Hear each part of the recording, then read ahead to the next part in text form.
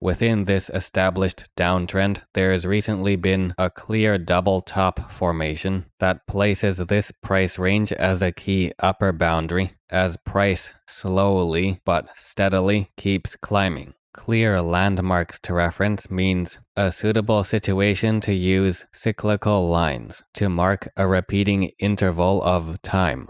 Then do the same with price to form the ideal or quote-unquote perfect path a trend should follow according to these marks that form the foundation of positioning a Fibonacci circle, specifically the first and central circle. Everything is in position, now let's watch. As the bullish reversal continues, it's normal to see price veer down from the circle even before direct contact. As usual, since price was able to return back up to a key upper boundary within the same approximate time range as it took for the previous downtrend to finish, price is much more likely to reverse back down upon contacting this area defined by the central circle.